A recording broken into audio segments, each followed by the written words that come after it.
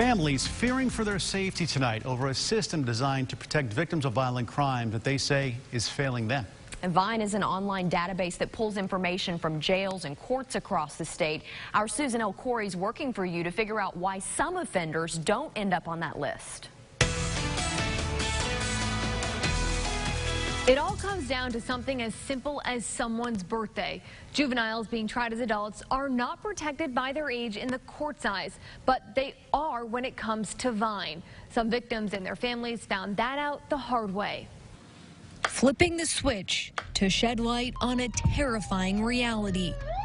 These were two people who, could have died. This person doesn't want to hide in the shadows, but feels forced here, trying to mask their identity for their safety. You never know what he's capable of doing. They're afraid of 16-year-old Eric Hall, who's charged with shooting two people they know and is now out of jail and threatening the victims and their families, who say they never got a heads up about his release. We feel like, of course, the system has failed. Back in January, police surrounded these West Little Rock apartments off Napa Valley Drive. They say Hall shot Davion Marbley and Kiera Watson multiple times, leaving both injured and one critically. There were several people around. Several cars were hit with bullets. Normally, Hall's name and mugshot would be hidden since state law protects juveniles accused of crimes. But in this case, a judge decided Hall should be charged as an adult. Still, Hall's information never ended up on Vine, a state-run database meant to help victims and their families follow their accused attacker through the court system. They do something on an adult level, but we're protecting them as a child. That doesn't make sense. It became a bigger issue in April when Hall's case was postponed because of COVID-19. At the same time, his lawyer filed this, asking to drop Hall's bond, in part because of the pandemic. Pulaski County Circuit Court Judge Barry Sims agreed, and Hall's bond went from $750,000 to $150,000. About a week later, Hall made bail. All things the victims and their families could have gotten Vine notifications for, but never did. Pretty much found out via social media or word of mouth. Days after Hall was released, this picture popped up on his Instagram, captioned, "The person who told on me should have died."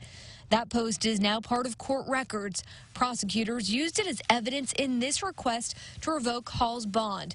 It goes on to say one of the victims received a call from an anonymous number and was told that they were sitting outside his mother's house, and if he came to court and testified, that they would kill his mother and his sister. The judge pulled Hall's bond and put out a warrant for his arrest. Try to take your life and then they're released. You just don't have a, feeling that they're not going to try it again or take you out because, they're scared of what may be said in court.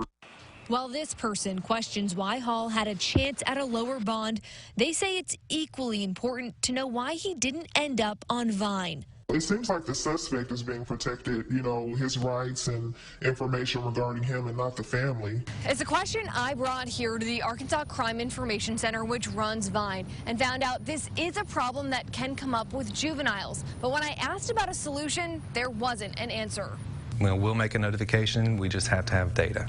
Rick Stallings helps run Vine. He pins this on how juveniles charged as adults are booked and acknowledged there's a disconnect. Juvenile comes into the system. If they're labeled as a juvenile, regardless of the agency, it will not go into the Vine system. That was the case with Hall. Still, Stallings says there's no plan to change the system. We have to be careful with juvenile offenders because, they may be charged as an adult, but, they go before, first appearance with a judge. They could kick that back to juvenile court.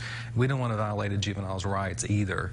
Instead, he says victims and witnesses shouldn't rely on Vine and points them to prosecutors to get that information. A person should not use Vine as their sole means of notification. They have to do a safety plan. Victim advocates call it a cop-out. I think that there's just a gap somewhere there that needs to be fixed. At Parents of Murdered Children, Amy Adams says she's an advocate for families she works with to make sure a juvenile offender is put on Vine. You are re-victimizing that family by not notifying them. She believes the solution should fall back on the state and not employees at the prosecutor's office.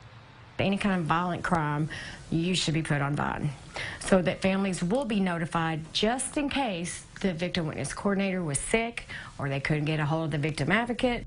Until something changes, there will continue to be the risk of families being kept in the dark. I wish something was done about it as soon as possible. Still stuck in hiding, while Hall stays on the run and out of jail. You want justice, but it doesn't seem like that's taking place. Since we started asking questions, Hall's information has been posted to Vine. It's a start, but the families want to see a system-wide change. We did just learn that overnight, Hall was arrested. I reached out to his lawyer, but haven't heard back. Back to you.